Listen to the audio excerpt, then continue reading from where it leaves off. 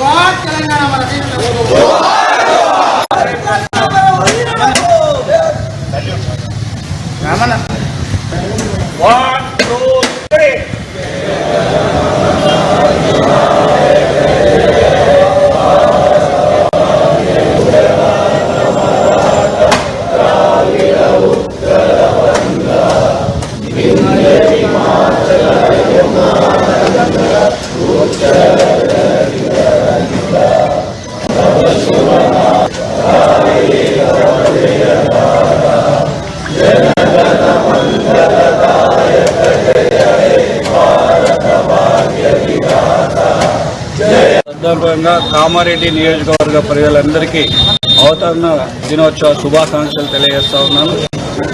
కొట్లాడి తెచ్చిన తెలంగాణ కేసీఆర్ గారి నాయకత్వంలో ప్రజలు కూడా 2 సార్లు కేసీఆర్ గారి మీద విశ్వాసం ఉంచి 9.5 ఏళ్ళు అధికారం చేతికిస్తే దేశంలోనే బ్రహ్మాండమైనటువంటి పేదల సంక్షేమం అభివృద్ధిని చేసి నెంబర్ 1 తెలంగాణ ఇండియాలోనే తీర్చిదిద్దినటువంటి నాయకుడు మన కేసీఆర్ గారు.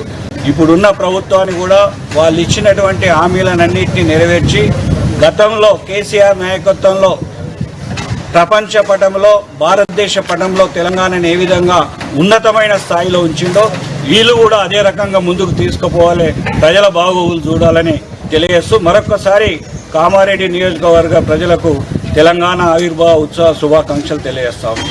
జై కేసీఆర్, జై తెలంగాణ, అమర జై.